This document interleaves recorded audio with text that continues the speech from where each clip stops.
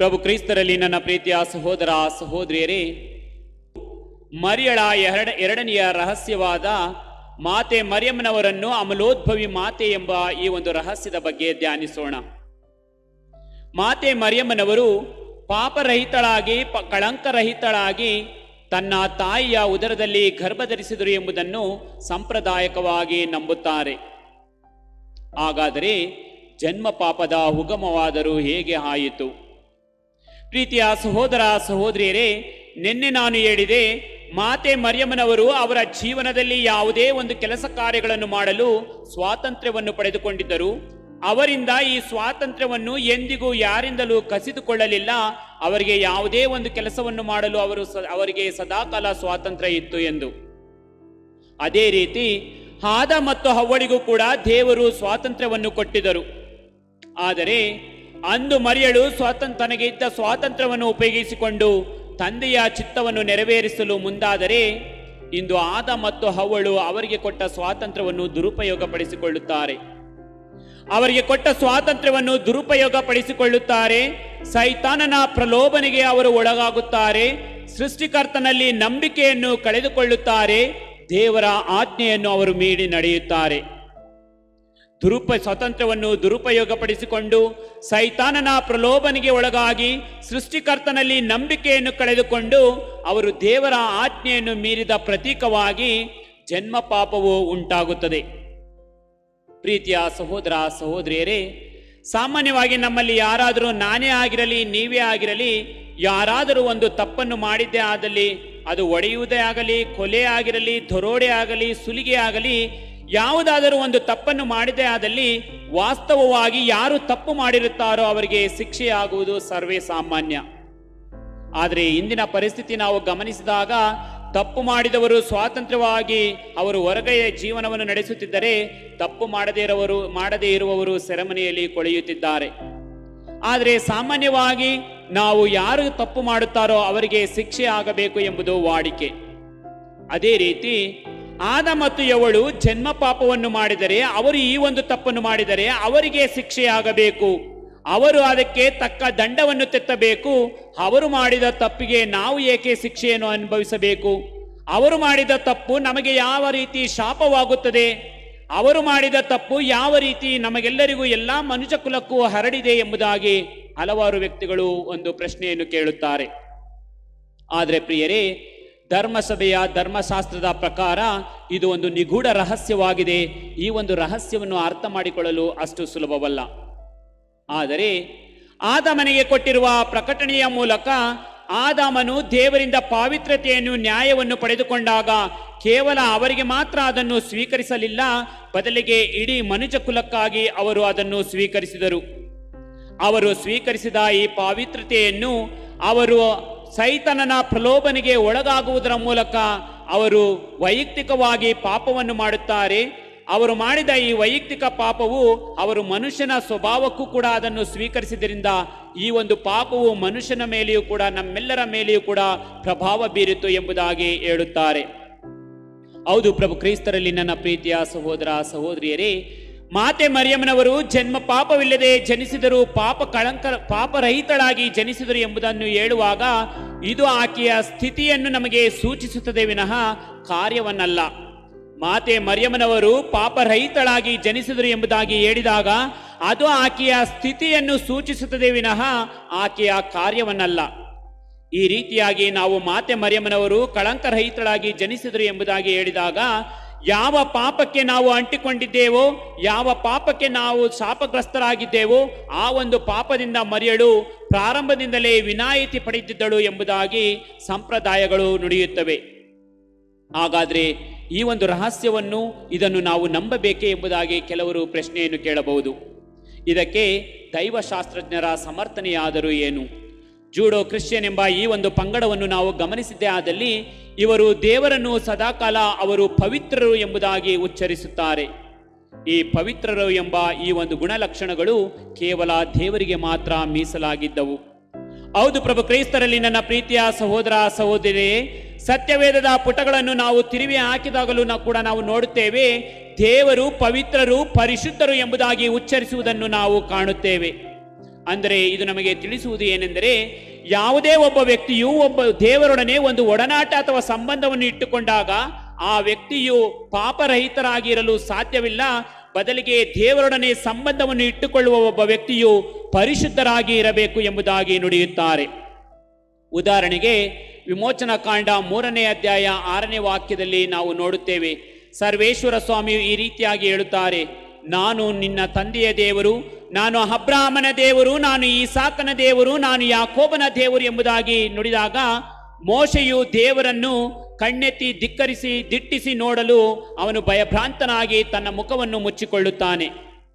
ಕಾರಣ ಅವನಿಗೆ ನಾನು ಪಾಪಿ ಎಂಬ ಪ್ರಜ್ಞೆ ಅವನಲ್ಲಿ ಇದ್ದುದರಿಂದ ದೇವರನ್ನು ನೇರವಾಗಿ ನೋಡಲು ಅವನು ಭಯಗೊಳ್ಳುತ್ತಾನೆ. ಅದೇ ರೀತಿ ಇಸ್ರಾಯೇಲರು ದಾಸತ್ವದಲ್ಲಿ ಇದ್ದ ಇಸ್ರಾಯೇಲರನ್ನು ಸರ್ವೇಶ್ವರ ಸ್ವಾಮಿ ಉದ್ಧರಿಸಿ, ನಾನು ಬೆಟ್ಟದ ಮೇಲೆ ಇಳಿದು ಬಂದು ನಿಮ್ಮನ್ನು ನೋಡಲು ಬರುವುದಕ್ಕೆ ಮುಂಚೆ ನೀವು ಶುದ್ಧರಾಗಿರಬೇಕು ಎಂಬುದಾಗಿ ಸರ್ವೇಶ್ವರ ಸ್ವಾಮಿಯು ಇಸ್ರಾಯೇಲರನ್ನು ಕುರಿತು ಹೇಳುತ್ತಾರೆ. ಹಾಗೆಯೇ ಯೆಶಾಯ ಪ್ರವಾದಿಯ ಗ್ರಂಥ 6ನೇ ಅಧ್ಯಾಯದಲ್ಲಿ ನಾವು ಯೆಶಾಯನ ಕರೆಯ ಬಗ್ಗೆ ನಾವು ಕೇಳುತ್ತೇವೆ. ಯೆಶಾಯ ಪ್ರವಾದಿಯನ್ನು ಕರೆದಾಗ ಯೆಶಾಯ ಪ್ರವಾದಿಯು ನಾನು ಅಶುದ್ಧ ವದನದವನು ಎಂಬುದಾಗಿ ಯೆಶಾಯ ಪ್ರವಾದಿಯು ನುಡಿಯುತ್ತಾನೆ. ಆಗ ಆ ಸರಾಫಿಮ್ ದೂತರು ಉರಿಯುವ ಕೆಂಡವನ್ನು ಆ ಯೆಶಾಯ ಪ್ರವಾದಿಯ ತುಟಿಗೆ ಬಾಯಿಗೆ ಸೋಕಿಸಿ ಅವನನ್ನು ಆ ಒಂದು ದೋಷದಿಂದ ಮುಕ್ತಗೊಳಿಸುತ್ತಾರೆ. ಅದೇ ರೀತಿ ಸಾಮುವೇಲ್ ಪ್ರವಾದಿಯು ತಾಯಿಯ ಉದರದಲ್ಲಿ ಗರ್ಭಧರಿಸಿದಾಗ ಸರ್ವೇಶ್ವರ ಸ್ವಾಮಿಯು ಆಕೆಯ ತಾಯಿಗೆ, ನಿನ್ನ ಮಗನನ್ನು ದೇವರಿಗೆ ಸಮರ್ಪಿಸಬೇಕಾಗಿರುವುದರಿಂದ ನೀನು ಅಶುದ್ಧವಾದುದನ್ನು ಯಾವುದು ತಿನ್ನಬಾರದು, ಯಾವುದನ್ನು ಸ್ವೀಕರಿಸಬಾರದು ಎಂಬುದಾಗಿ ನುಡಿಯುತ್ತಾರೆ. ಈ ಎಲ್ಲ ಉದಾಹರಣೆಗಳು ನಮಗೆ ಹೇಳುವುದು ಏನೆಂದರೆ, ಯಾವುದೇ ಒಬ್ಬ ವ್ಯಕ್ತಿಯಾಗಲಿ ಯಾವುದೇ ಒಂದು ವಸ್ತುವಾಗಲಿ ದೇವರೊಡನೆ ಒಂದು ಸಂಬಂಧವನ್ನು ಒಂದು ಒಡನಾಟವನ್ನು ಇಟ್ಟುಕೊಳ್ಳುವಾಗ ಅವರೆಲ್ಲರೂ ಪರಿಶುದ್ಧರಾಗಿರಬೇಕು ಎಂಬ ಸಂದೇಶವನ್ನು ನಮಗೆ ಕೊಡುತ್ತದೆ. ಹೌದು ಪ್ರಭು ಕ್ರಿಸ್ತರಲ್ಲಿ ನನ್ನ ಪ್ರೀತಿಯ ಸಹೋದರ ಸಹೋದರಿಯರೇ, ಅಂದು ದೂತನು ಮರಿಯಮ್ಮನವರಿಗೆ ಕಾಣಿಸಿಕೊಂಡು ವರಪ್ರಸಾದ ಭರಿತಳೇ ನಿನಗೆ ಶುಭವಾಗಲಿ ಎಂದು ಹೇಳಿದ ಮಾತು ನಮಗೆ ಏನನ್ನು ತಿಳಿಸುತ್ತದೆ ಎಂದರೆ, ದೇವರಿಂದ ಆಯ್ಕೆಯಾದ ಮರಿಯಮ್ಮನವರು ದೇವರ ಆ ಪಾವಿತ್ರತೆಯಲ್ಲಿ ಅವರು ಭಾಗಿಯಾಗಿದ್ದಾರೆ ಎಂಬ ಸಂದೇಶವನ್ನು ನಮಗೆ ತಿಳಿಸುತ್ತದೆ. ಆದ್ದರಿಂದಲೇ ದಮಾಸಿಯದ ಯೌವಾನರು ಹಾಗೂ ಎಫೆಸದ ಪಿತಾಮಹರು ಮಾತೆ ಮರಿಯಳು ಪ್ರಾರಂಭದಿಂದ ಆತ್ಮದಲ್ಲೂ ಶರೀರದಲ್ಲೂ ತನ್ನ ಪಾವಿತ್ರತೆಯನ್ನು ಪರಿಶುದ್ಧತೆಯನ್ನು ಕಾಪಾಡಿಕೊಂಡರು ಎಂಬುದಾಗಿ ಹೇಳುತ್ತಾರೆ. ಆಕೆ ಪರಿಶುದ್ಧಳು ಆಗಿದ್ದರಿಂದ ಅಂದು ಮೊದಲನೆಯ ಆದಾಮ ಮತ್ತು ಹವ್ವಳು ಅವರ ಅವಿಧೇಯತೆಯಿಂದ ಉಂಟಾದ ಈ ಜನ್ಮ ಪಾಪವನ್ನು ಪರಿಹರಿಸಲು ಇವರಿಗೆ ಸಾಧ್ಯವಾಯಿತು ಎಂದು ಹೇಳಿದರೆ, ಮಾತೆ ಮರಿಯಮ್ಮನವರು ಎಷ್ಟು ಪರಿಶುದ್ಧರಾಗಿದ್ದರು ಎಂದರೆ, ಆದ ಮತ್ತು ಹವ್ವಳು ಆ ಸೈತಾನನ ಪ್ರಲೋಭನೆಗೆ ಒಳಗಾಗಿ ಪಾಪ ಮಾಡುವುದಕ್ಕೆ ಮುಂಚೆ ಎಷ್ಟು ಪರಿಶುದ್ಧರಾಗಿದ್ದರು, ಅದಕ್ಕಿಂತಲೂ ಪರಿಶುದ್ಧರಾಗಿದ್ದರು. ಸೆರಾಫಿಮ್ ದೂತರುಗಳಿಗಿಂತಲೂ ಮಾತೆ ಮರಿಯಮ್ಮನವರು ಪರಿಶುದ್ಧರಾಗಿದ್ದರು ಎಂಬುದಾಗಿ ನುಡಿಯುತ್ತಾರೆ. ಇದನ್ನು ಪ್ಯಾಲೆಸ್ತೀನಿನಲ್ಲಿ 6 ಮತ್ತು 7ನೆಯ ಶತಮಾನದಲ್ಲಿಯೇ ಮಾತೆ ಮರಿಯಮ್ಮನವರು ಅಮಲೋದ್ಭವಿ ಮಾತೆ ಎಂಬುದಾಗಿ ತಿಳಿದು ಅದನ್ನು ಆಚರಿಸುತ್ತಿದ್ದರು. ಬೈಜಾಂಟಿಯನ್ನವರು 12ನೆಯ ಶತಮಾನದಲ್ಲಿ ಈಕೆಯನ್ನು ಅಮಲೋದ್ಭವಿ ಮಾತೆ ಎಂಬುದಾಗಿ ತಿಳಿದು ಆಕೆಯ ಹಬ್ಬವನ್ನು ಆಚರಿಸುತ್ತಿದ್ದರು. ಆದರೆ ಪ್ರಿಯರೇ, ಧರ್ಮಶಾಸ್ತ್ರಜ್ಞರಾದ ಪೆಲಾಜಿಯಸ್ ಅವರು ಹೇಳುತ್ತಾರೆ, ನಾವು ಈ ಪಾಪದಿಂದ ವಿಮುಕ್ತರಾಗಿದ್ದೇವೆ, ಪಾಪಕ್ಕೆ ನಾವು ಅಂಟಿಕೊಂಡಿಲ್ಲ ಎಂಬುದಾಗಿ ಹೇಳುತ್ತಾ ಜನ್ಮ ಪಾಪವನ್ನು ನಿರಾಕರಿಸಿ ಅವರು ಹೇಳುತ್ತಾರೆ, ನಾವು ನಮ್ಮ ವೈಯಕ್ತಿಕ ಪ್ರಯತ್ನದಿಂದ ನಾವು ಈ ಜನ್ಮ ಪಾಪದಿಂದ ನಾವು ಮುಕ್ತಿಗೊಳ್ಳಬಹುದು, ನಾವು ಮಾಡುವ ಪಾಪದಿಂದ ನಾವು ಮುಕ್ತಿಗೊಳ್ಳಬಹುದು ಎಂಬುದಾಗಿ ಪೆಲಾಜಿಯನವರು ಹೇಳುತ್ತಾರೆ. ಆದರೆ ಸಂತ ಅಗಸ್ಟಿನ್ ಅವರು ಹೇಳುತ್ತಾರೆ, ಈ ಲೋಕದಲ್ಲಿ ಜನಿಸಿದ ಪ್ರತಿಯೊಬ್ಬರಿಗೂ ಕ್ರಿಸ್ತನಿಂದ ರಕ್ಷಣೆ ಹೊಂದಬೇಕಾಗಿದೆ, ಕ್ರಿಸ್ತನ ರಕ್ಷಣೆ ಅವಶ್ಯಕತೆಯಾಗಿದೆ. ಇಂದು ನಾವೇನಾದರೂ ದೇವರ ಕೃಪೆಯಿಂದ ನಾವು ವಂಚಿತರಾಗಿದ್ದೇವೆ ಎಂದರೆ, ದೇವರ ಕೃಪೆಗೆ ನಾವು ಪಾತ್ರರಾಗಿಲ್ಲ ಎಂಬುದಾಗಿ ಹೇಳಿದರೆ ಅದು ನಮ್ಮ ಪಾಪದ ಪ್ರತೀಕವಾಗಿದೆ. ಅದು ಜನ್ಮ ಪಾಪವೇ ಇರಬಹುದು ಅಥವಾ ಸಂದರ್ಭಗಳಿಗೆ ಅನುಗುಣವಾಗಿ ನಾವು ಮಾಡಿಕೊಂಡಿರುವ ಅಥವಾ ಕಟ್ಟಿಕೊಂಡಿರುವ ಪಾಪವೇ ಇರಬಹುದು.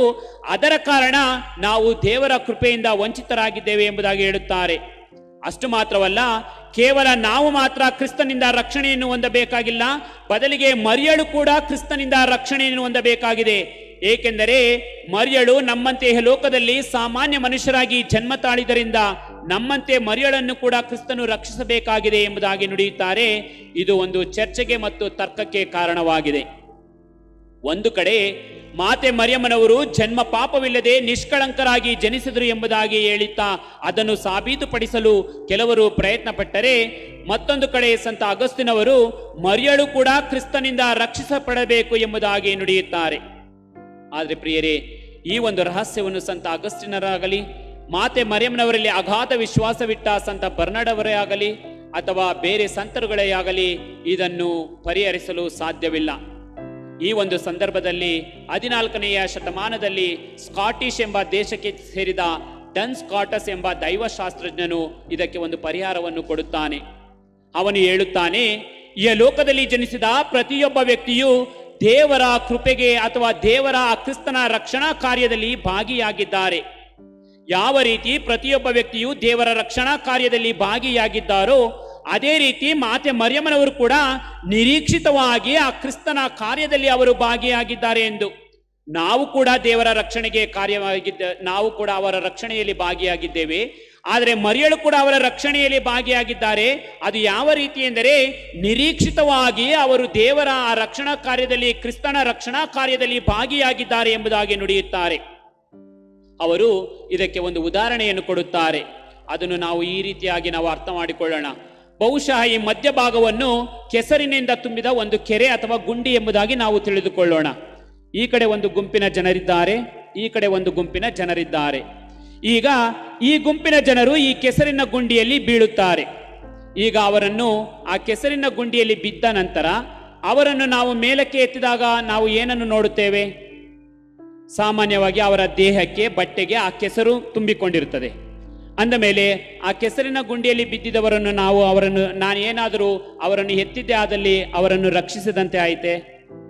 ಹೌದು, ಆ ಕೆಸರಿನಲ್ಲಿ ಬಿದ್ದಿದ್ರು, ಆ ಕೆಸರಿನಲ್ಲಿ ಬಿದ್ದಿದ್ದವರನ್ನ ನಾನು ರಕ್ಷಿಸಿದಂಗೆ ಆಯಿತು. ಈಗ ಈ ಕಡೆ ಒಂದು ಗುಂಪಿ ಜನರಿದ್ದಾರೆ, ಇವರು ಕೂಡ ಆ ಗುಂಡಿಯಲ್ಲಿ ಬೀಳಲು ಬರುತ್ತಿದ್ದಾರೆ. ಆದರೆ ಆ ಗುಂಡಿಯಲ್ಲಿ ಬೀಳುವುದಕ್ಕೆ ಮುಂಚಿತವಾಗಿಯೇ ನಾನು ಅವರನ್ನು ಹಿಡಿದು ನಾನು ರಕ್ಷಿಸುತ್ತೇನೆ. ಅಂದರೆ ಇವರು ಈಗಾಗಲೇ ಕೆಸರಿನಲ್ಲಿ ಬಿದ್ದಿದ್ದಾರೆ, ಅವರನ್ನು ನಾನು ಮೇಲಕ್ಕೆದ್ದಿದಾಗ ಅವರು ಕೂಡ ಆ ಒಂದು ಕೆಸರಿನ ಗುಂಡಿಯಿಂದ ರಕ್ಷಿಸಲ್ಪಟ್ಟರು. ಇವರು ಕೆಸರಿನ ಗುಂಡಿಯಲ್ಲಿ ಬೀಳಲು ಹೋಗುತ್ತಿದ್ದಾರೆ, ಬೀಳುವುದಕ್ಕೆ ಮುಂಚಿತವಾಗಿಯೇ ನಾನು ಅವರನ್ನು ರಕ್ಷಿಸಿದೆ ಎಂದರೆ ಅವರು ಕೂಡ ಆ ಒಂದು ಕೆಸರಿನ ಗುಂಡಿಯಲ್ಲಿ ಬೀಳುವುದರಿಂದ ರಕ್ಷಣೆಗೊಂಡರು ಎಂಬುದಾಗಿ. ಅಂದರೆ ಇಲ್ಲಿ ಈ ಮೊದಲಿನ ಗುಂಪಿನವರು ನಮ್ಮನ್ನು ಸೂಚಿಸುತ್ತಾರೆ. ಅಂದರೆ ನಾವೆಲ್ಲರೂ ಜನ್ಮ ಪಾಪಕ್ಕೆ ಬಲಿಯಾಗಿ ಪಾಪವನ್ನು ಕಟ್ಟಿಕೊಂಡೆವು. ಆದ್ದರಿಂದ ಆ ಕ್ರಿಸ್ತ ಈ ಲೋಕಕ್ಕೆ ಬಂದು ಶಿಲುವೆ ಮೇಲೆ ಪ್ರಾಣತ್ಯಾಗ ಮಾಡುವುದರ ಮೂಲಕ, ತಮ್ಮ ರಕ್ತವನ್ನು ಧಾರೆ ಎರೆಯುವುದರ ಮೂಲಕ ನಮ್ಮೆಲ್ಲರನ್ನು ರಕ್ಷಿಸಿದ್ದಾರೆ. ಅದು ಮೊದಲನ ಗುಂಪಿನವರು. ಅಂದರೆ ಯಾರು ಆ ಕೆಸರಿನ ಗುಂಡಿಗೆ ಬಿದ್ದ ನಂತರ ರಕ್ಷಿಸುತ್ತಾರೋ ಅವರು. ಎರಡನೇ ಗುಂಪಿನ ಜನರು ಮಾತೆ ಮರಿಯಮ್ಮನವರಿಗೆ ಹೋಲಿಸುತ್ತಾರೆ. ಮಾತೆ ಮರಿಯಮ್ಮನವರನ್ನು ಕೂಡ ಕ್ರಿಸ್ತನು ರಕ್ಷಿಸಿದರು. ಆದರೆ ಮಾತೆ ಮರಿಯಮ್ಮನವರನ್ನು ಆ ಕೆಸರಿನ ಗುಂಡಿಯಲ್ಲಿ ಬೀಳುವುದಕ್ಕೆ ಮುಂಚಿತವಾಗಿ ಅವರನ್ನು ರಕ್ಷಿಸಿದರು. ಅಂದರೆ ನಿರೀಕ್ಷಿತವಾಗಿ ಅವರು ಜನ್ಮ ಪಾಪಕ್ಕೆ ಬಲಿಯಾಗುವುದಕ್ಕೆ ಮುಂಚಿತವಾಗಿಯೇ ಮಾತೆ ಮರಿಯಮ್ಮನವರನ್ನು ರಕ್ಷಿಸಿದರು ಎಂಬುದಾಗಿ. ಆದ್ದರಿಂದಲೇ ಡನ್ ಸ್ಕಾಟಸ್ ರವರು ಹೇಳುತ್ತಾರೆ, ನಾವೆಲ್ಲರೂ ಕ್ರಿಸ್ತನ ರಕ್ಷಣಾ ಕಾರ್ಯದಲ್ಲಿ ನಾವು ಅವರ ರಕ್ಷಣೆಯಲ್ಲಿ ನಾವು ಭಾಗಿಯಾಗಿದ್ದೇವೆ. ಆದರೆ ನಿರೀಕ್ಷಿತವಾಗಿ ಮಾತೆ ಮರಿಯಮ್ಮನವರು ಕೂಡ ಈ ಒಂದು ಕ್ರಿಸ್ತನ ರಕ್ಷಣೆಯಲ್ಲಿ ಭಾಗಿಯಾಗಿದ್ದಾರೆ ಎಂದು. ಪ್ರೀತಿಯ ಸಹೋದರ ಸಹೋದರಿಯರೇ, ಧರ್ಮೋಪದೇಶ ಕಾಂಡ 37ನೇ ಅಧ್ಯಾಯದಲ್ಲಿ ನಾವು ಈ ಒಡಂಬಡಿಕೆಯ ಪೆಟ್ಟಿಗೆ ಬಗ್ಗೆ ನಾವು ಕಾಣುತ್ತೇವೆ. ಈ ಒಡಂಬಡಿಕೆಯ ಪೆಟ್ಟಿಗೆಯನ್ನು ಮಾಡುವಾಗ ಅವರು ಈ ಒಡಂಬಡಿಕೆಯ ಪೆಟ್ಟಿಗೆಯು ಎಷ್ಟು ಅಗಲವಿರಬೇಕು, ಎಷ್ಟು ಉದ್ದ ಇರಬೇಕು, ಎಷ್ಟು ಎತ್ತರವಿರಬೇಕು, ಈ ಒಡಂಬಡಿಕೆಯ ಪೆಟ್ಟಿಗೆಯನ್ನು ಮಾಡಲು ಯಾವ ರೀತಿಯ ಪೀಠೋಪಕರಣಗಳನ್ನು ಉಪಯೋಗಿಸಬೇಕು ಎಂಬುದಾಗಿ ಚಿಂತಿಸಿ ಆ ಒಂದು ಒಡಂಬಡಿಕೆಯ ಪೆಟ್ಟಿಗೆಯನ್ನು ಮಾಡುತ್ತಾರೆ. ಅಂದರೆ ಸಾಮಾನ್ಯವಾದ ದೇವರ ಪ್ರಸನ್ನತೆಯನ್ನು ಸೂಚಿಸುವ ಈ ಒಡಂಬಡಿಕೆಯ ಪೆಟ್ಟಿಗೆಯ ಪಾವಿತ್ರ್ಯತೆಯನ್ನು ಕಾಪಾಡಿಕೊಳ್ಳಲು ಇಷ್ಟು ಒಂದು ಘನತೆ ಗೌರವವನ್ನು ಸಲ್ಲಿಸಿದರೆ, ಹೊಸ ಒಡಂಬಡಿಕೆಯ ಪೆಟ್ಟಿಗೆಯಾದ ಮಾತೆ ಮರಿಯಮ್ಮನವರ ಪಾವಿತ್ರ್ಯತೆಯನ್ನು ಕಾಪಾಡಿಕೊಳ್ಳಲು ಎಷ್ಟು ಶ್ರಮಪಟ್ಟಿರಬೇಕು. ಆದ್ದರಿಂದಲೇ ಪ್ರಭು ಕ್ರೈಸ್ತರಲ್ಲಿ ನನ್ನ ಪ್ರೀತಿಯ ಸಹೋದರ ಸಹೋದರಿಯರೇ, ಹೊಸ ಒಡಂಬಡಿಕೆಯ ಪೆಟ್ಟಿಗೆಯಾದ ಮಾತೆ ಮರಿಯಮ್ಮನವರ ಪಾವಿತ್ರ್ಯತೆಯನ್ನು ಪ್ರಾರಂಭದಿಂದ ಕಾಪಾಡಿಕೊಳ್ಳಲು ದೇವರು ಅವರೊಂದಿಗೆ ಇದ್ದು ಅವರನ್ನು ಮಾತೆ ಮರಿಯಳು ಹನ್ನಳ ಉದರದಲ್ಲಿ ಗರ್ಭಧರಿಸಿದ ಕ್ಷಣದಿಂದ ಕೊನೆಯ ತನಕವೂ ಈ ಜನ್ಮ ಪಾಪದಿಂದ ರಕ್ಷಿಸಿದರು ಎಂಬುದಾಗಿ ನುಡಿಯುತ್ತಾರೆ. ಹೌದು ಪ್ರಭು ಕ್ರೈಸ್ತರಲ್ಲಿ ನನ್ನ ಪ್ರೀತಿಯ ಸಹೋದರ ಸಹೋದರಿಯರೇ, ಮಾತೆ ಮರಿಯಮ್ಮನವರು ಪ್ರಾರಂಭದಿಂದ ಯಾವ ರೀತಿ ಜನ್ಮ ಪಾಪದಿಂದ ಅವರನ್ನು ವಿಮುಕ್ತಗೊಳಿಸಿದರು, ಅದೇ ರೀತಿ ಇಲ್ಲಿ ನೆರೆದಿರುವ ನಮ್ಮೆಲ್ಲರನ್ನು ನಾವು ಪಡೆದ ಸ್ವೀಕರಿಸಿದ ದೀಕ್ಷಾ ಸ್ನಾನ ಸಂಸ್ಕಾರದ ಮೂಲಕ ಈ ಜನ್ಮ ಪಾಪದಿಂದ ವಿಮುಕ್ತಗೊಳಿಸಿದ್ದಾರೆ.